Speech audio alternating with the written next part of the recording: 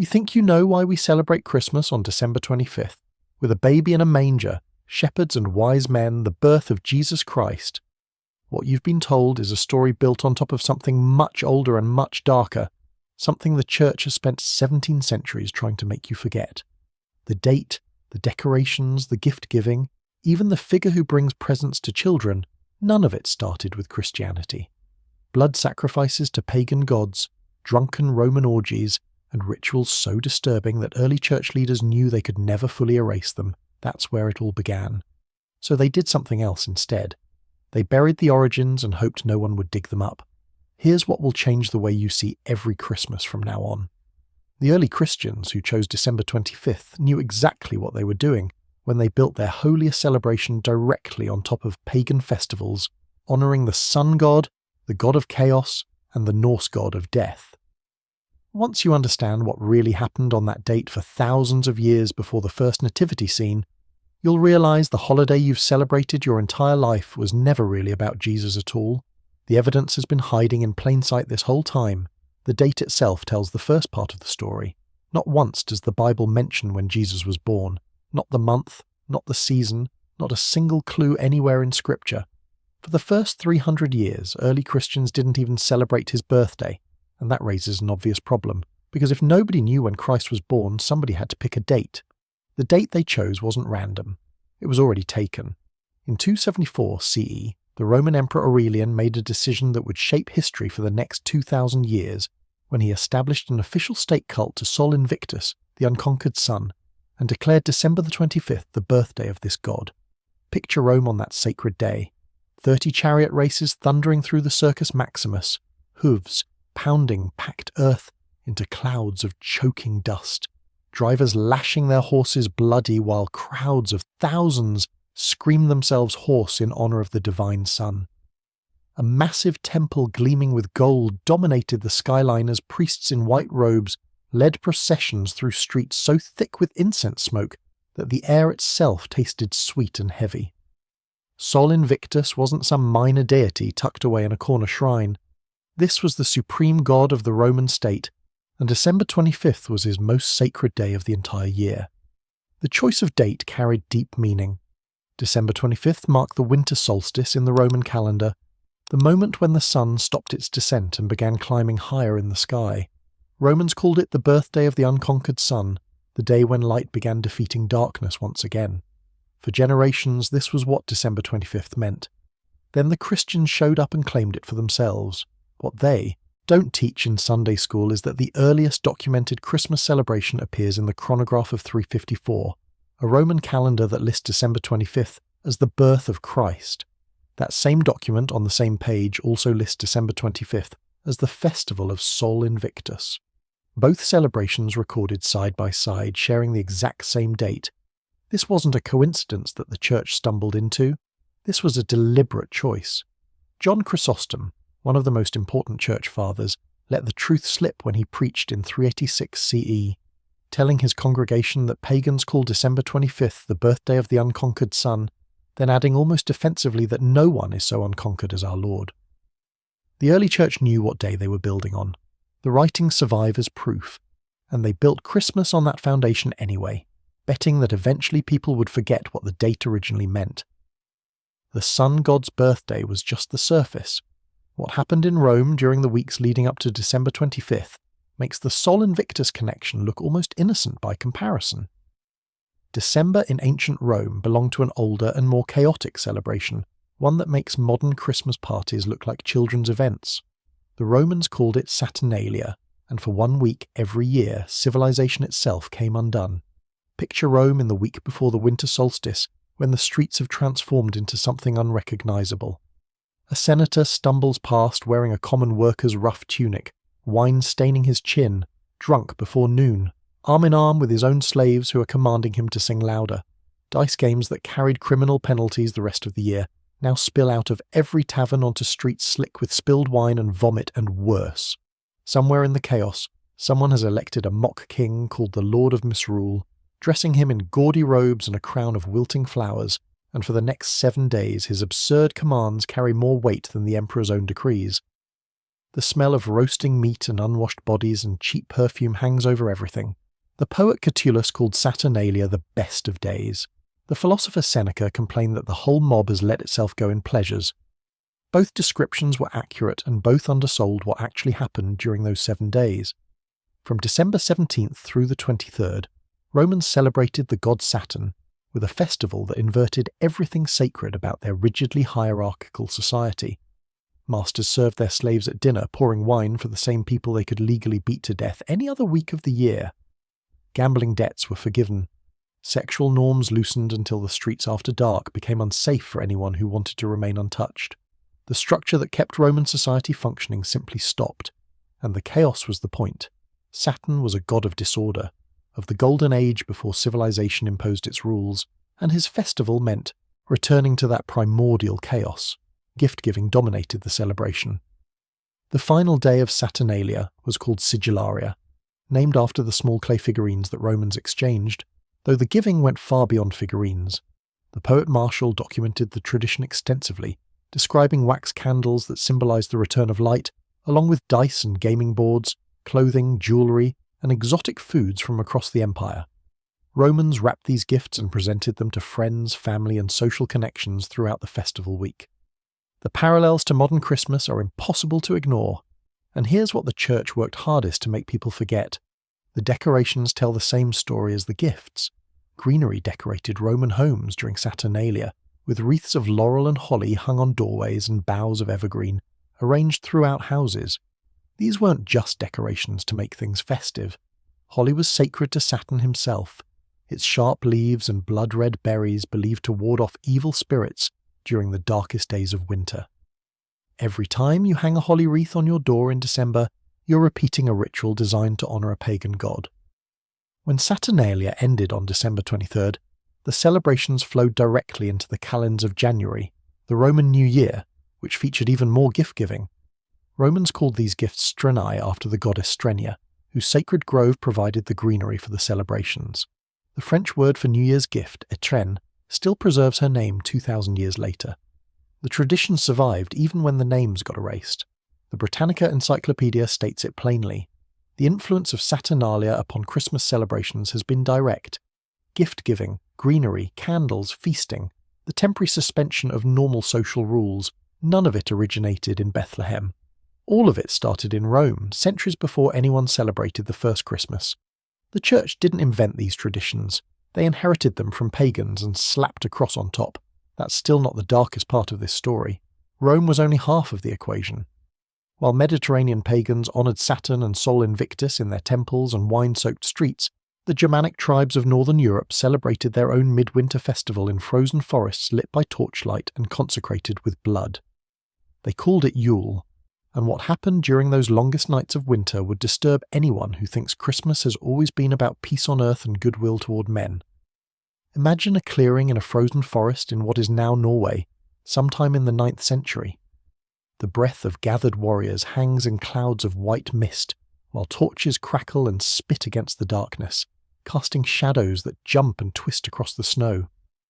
An altar stone stands at the centre, ancient and worn smooth by generations of use, its surface stained so dark with old blood that it looks almost black. In the firelight, a white boar is dragged forward, squealing and fighting against the ropes sacred to the god Friar. The Yule boar, they called it. What happens next is a ritual called blot, and it wasn't symbolic. A blade opens the animal's throat in one deep cut. Blood sprays out steaming into the frozen air, so hot against the cold that it seems to smoke as it pours into waiting bowls. The priests move through the crowd, dipping bundles of twigs into the bowls and flicking blood onto the altar, onto the wooden godposts carved with Odin's face, and onto the gathered worshippers themselves. The blood soaks into beards and hair and woolen cloaks. It runs down foreheads and drips from chins. The metallic smell of it fills the clearing, mixing with wood smoke and pine and the sweat of packed bodies. This blood marks them as blessed for the coming year. Only after everyone has been anointed does the feasting begin, with the meat consumed in honour of the gods while toasts are raised to Odin, to Freya, to the dead ancestors watching from the shadows just beyond the torchlight. This wasn't some obscure practice limited to a few remote villages. The saga of Håkon the Good records that King Eirkni of Norway, who ruled from 934 to 961 CE, had to pass laws forcing his people to move their Yule celebrations to December 25th so they would align with Christmas. The saga states explicitly that Yule had been celebrated on midwinter night before the Christian king interfered. This was a deliberate government effort to merge the pagan festival with the Christian one, and the law was necessary because people resisted giving up their blood rituals and their old gods. The traditions ran older than Christianity and more deeply rooted. Here's where it gets darker still: the Wild Hunt. The chief of the Norse gods bore the name Jolnir, which translates literally to the Yule one. Odin wasn't just associated with midwinter, he owned it. During the darkest nights of the year, when the boundary between the living world and the realm of the dead grew thin, Odin was believed to lead the wild hunt across the sky. Picture a howling wind tearing through the darkness, carrying the sound of horses screaming and hounds baying for blood. Odin rides at the front on Sleipnir, his 8-legged horse, his single eye blazing beneath his hood while his cloak streams behind him. Following in his wake come the spirits of the dead, the souls of warriors and hanged men, and all those claimed by violence, shrieking through the night sky hunting for the living. Anyone unlucky enough to see the wild hunt would be dragged away to join it, their soul torn from their body and swept into the procession of the dead. Parents kept children inside on those nights, warning them that the Yule Father was riding and that death followed in his tracks. Now here's the detail that should make your skin crawl. Children would leave their boots by the fire filled with straw and sugar for Sleipnir to eat as the wild hunt passed overhead. These were offerings meant to keep the death god satisfied, to make sure he passed their house without stopping. When morning came, the straw would be gone and gifts would appear in its place, an old bearded figure flying through the winter sky on a creature with 8 legs, visiting houses in the night while children sleep, leaving gifts for those who left offerings for his mount. The folklorist Margaret Baker wrote that the appearance of Santa Claus owes much to Odin, the old blue-hooded, cloaked, white-bearded gift-bringer of the north. What the sanitized Christmas specials and shopping mall Santas will never tell you is that Odin wasn't jolly. He was the god of death, of war, of hanged men swinging from trees. The wild hunt didn't bring joy to those who witnessed it. It brought death, or madness, or both. The gifts Odin gave in the original mythology weren't toys for children. They were weapons, magical swords and spears, given to heroes he was preparing for Ragnarok, the final battle at the end of the world. Santa Claus is what you get when you take Odin and file off all the horror until only the gift-giving remains, though the shape of the original is still there if you know what you're looking at. The church couldn't erase him completely. They could only dress him in red and teach people to forget what he used to be. The symbols of death hiding inside Christmas don't stop with Santa. Consider mistletoe, that innocent plant you hang in doorways for stolen kisses at holiday parties. The Roman naturalist Pliny the Elder documented exactly what mistletoe meant to the Celtic Druids when he wrote about them in the 1st century CE. His account describes something far removed from holiday romance, something that should change the way you look at that little sprig of green and white berries forever. Druids in white robes would gather on the 6th day of the moon beneath an oak tree where mistletoe grew, their breath fogging in the cold as they chanted in a language that has been dead for 2,000 years. A priest would climb the ancient tree, bark rough against his hands and robes snagging on branches, until he reached the mistletoe growing high in the crown. Using a golden sickle, the soft metal chosen because Druids believed iron would destroy the plant's power, he would cut it free. Below, other Druids held white cloth stretched taut between them, catching the falling plant so it would never touch the ground. Contact with earth meant the magic died. Here's the part they don't mention when they tell you to kiss under the mistletoe. Beneath the tree, tethered and waiting, stood 2 white bulls. The moment the mistletoe was secured, both animals were killed. Their throats were cut and their blood poured out onto the roots of the oak tree, soaking into the frozen ground as an offering to gods whose names have been deliberately forgotten. Pliny wrote that Druids held nothing more sacred than mistletoe growing on oak, believing the plant cured infertility and served as an antidote to all poisons. That power came at a cost. It required blood. Those bulls died to activate the mistletoe's magic, their deaths sanctifying the ritual and completing the ceremony. The kissing tradition that everyone associates with mistletoe appeared among English servants in the 18th century, thousands of years after Druids performed their blood rituals in sacred groves. The plant itself carried that history forward, even if the people kissing beneath it had no idea what they were really hanging in their homes. The church couldn't make people stop using mistletoe because it was too deeply embedded in winter traditions, so they just stopped talking about where it came from and waited for people to forget. The same pattern repeats with every decoration you put up in December. Holly was sacred to Saturn in Rome, its sharp-pointed leaves and red berries placed throughout homes during Saturnalia as protection against evil spirits. Ivy was sacred to Bacchus, the god of wine and ecstasy, and hanging it invited his presence into your celebration. Evergreen boughs represented life persisting through death during the darkest season, a symbol of the promise that the sun would return and the world would be reborn. Every decoration that goes up in December carries echoes of rituals performed to honour gods that the church declared demons, practices that priests worked for centuries to stamp out. That effort failed. They could only change what people called these traditions, not stop people from performing the rituals. Some Christians throughout history understood exactly what they were really celebrating. They saw through the thin Christian veneer to the paganism underneath. The Puritans figured it out. They looked at Christmas and recognised what they were seeing, and they were horrified enough to try to destroy it completely. In 1575, the Church of Scotland abolished all days that hereto have been kept holy, except the Sabbath day, such as Yule Day. What they saw wasn't a celebration of Christ's birth. They saw Saturnalia and Yule dressed up in Christian clothing, pagan revelry that no amount of hymns and nativity scenes could sanctify. They wanted no part of it. England went even further. June 8, 1647, that's when Parliament passed an ordinance for abolishing of festivals, banning Christmas outright along with Easter and Whitsuntide. Town criers walked the streets shouting that there would be no Christmas while soldiers patrolled the markets, overturning stalls and seizing any goose or pudding or decoration that looked like it might be intended for celebration. Churches received orders to stay open for regular business on December 25th to prove that it was just another day. Ministers who preached Christmas sermons faced arrest. What happened next proves just how deeply the pagan traditions had taken root. The people responded with violence.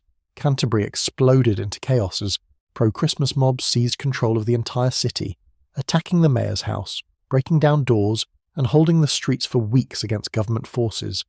The rioters refused to let anyone stop their celebration, fighting and bleeding for their right to keep a holiday that Parliament had correctly identified as pagan in origin. Historical accuracy didn't matter to them. Christmas was theirs, whatever its origins, and they would die before giving it up. Massachusetts followed England's example in 1659, imposing a fine on anyone caught celebrating Christmas. 5 shillings was the penalty, roughly equivalent to $50 in today's money. The Puritans who passed that law had studied their history carefully, reading accounts of Saturnalia and Yule and Sol Invictus, learning about the blood sacrifices and the dying sun god, and the chaos festivals. They read the writings of the early church fathers admitting what they had done. Their conclusion was that no amount of Christian rebranding could sanctify a celebration built on pagan foundations. The date was pagan, the decorations were pagan, the gift-giving was pagan, the whole thing was rotten from the root. Christmas became legal again in Massachusetts in 1681. Scotland held out even longer, refusing to make December the 25th a public holiday until 1958, within living memory. The Puritans lost their war against Christmas, but they weren't wrong about what it was. They were the last generation that remembered. The proof that the church knew what it was doing all along survives in their own writings. The early church fathers left behind documents that amount to confessions, writing down exactly what they were doing when they placed Christmas on December 25th. Those writings still exist for anyone willing to look. Augustine of Hippo, writing around 400 CE, urged his congregation to celebrate the day not like those who are without faith, on account of the sun, but because of him who made the sun. Read that sentence again. Augustine was acknowledging directly that his congregation might celebrate December 25th for the sun god rather than Jesus. This wasn't a correction of some misunderstanding. This was an attempt to redirect an existing practice, to keep people showing up on the same day while thinking about a different god. John Chrysostom was even more explicit in his admission. They call it the birthday of the unconquered sun, he preached. But who is so unconquered as our Lord who defeated death? The pagan connection isn't being denied here. Chrysostom is embracing the symbolism and trying to claim it for Christianity. The date already belonged to Sol Invictus. His job was to steal it. Neither of these church fathers tried to hide the pagan associations of the date they had chosen, because in their time everyone still knew. The transition was happening in living memory. Their strategy was open and explicit, building on top of those pagan foundations deliberately, calculating that converting Rome mattered more than religious purity, that layering Christian meaning over pagan celebration offered the fastest path to transforming an empire's religious practice. The calculation worked. Within a few generations, most people forgot what December 25th had originally meant. Sacrifices to Saturn became presents under a tree. The Wild Hunt became a jolly man in a sleigh. Blood rituals performed in sacred groves became a kiss under the mistletoe in someone's living room. The forgetting was the plan all along, and it worked exactly as intended. The old gods are patient, and their symbols persisted even after their names faded from memory. Every candle you light in December echoes the Roman celebration of light returning after the solstice, offerings to Saul Invictus, the unconquered sun. Every gift you wrap continues a tradition that began with Saturnalia offerings to Saturn, the god of chaos and disorder. Every time you bring an evergreen tree into your home and decorate it with lights, you're performing a ritual that predates Christianity by millennia, honouring the same promise of life persisting through death that pagans celebrated at the winter solstice. The Christmas you celebrate isn't a corruption of something pure. There was never a pure version to corrupt in the first place. From its very first celebration in the 4th century, Christmas was built on foundations laid by pagans, foundations of blood sacrifice and sun worship, and rituals to gods whose names most people have forgotten. The church didn't invent a new holiday. They performed a hostile takeover of existing ones and spent the next 17 centuries burying the evidence. The early church didn't steal Christmas from the pagans so much as they made a calculated choice. They looked at the festivals already dominating the darkest days of winter across their empire and decided that transformation would be easier than elimination. They kept the date, they kept the decorations, they kept the gift-giving and the feasting and the greenery. They just changed the name on the invitation and told everyone it was about Jesus now. Then they waited for people to forget. Almost everyone did. The next time you hang mistletoe in your doorway, remember the druids in their white robes and the blood of white bulls soaking into frozen ground beneath sacred oaks. When you leave cookies for Santa, remember Odin riding the wild hunt on his 8-legged horse, the god of death and the hanged, while terrified children left offerings in their boots hoping he would pass their house without stopping. When you exchange presents on December 25th, remember the Romans stumbling through Saturnalia with their social order inverted, slaves giving orders to masters in honour of Saturn, the god of chaos. Christmas isn't a Christian holiday with pagan decorations. It's a pagan holiday with a Christian name. The symbols were never Christian. The date was never Christian. The traditions were never Christian. They were borrowed, absorbed, appropriated, and then the borrowing was deliberately forgotten so thoroughly that most people alive today have no idea what they're really celebrating. Now you know. And you can't unknow it. Every decoration, every tradition, every carol about the winter solstice disguised as a song about Jesus, all of it will look different now. The church buried this history as deep as they could, but the evidence survived anyway, hiding in plain sight for anyone willing to see it. The symbols will never look quite the same again.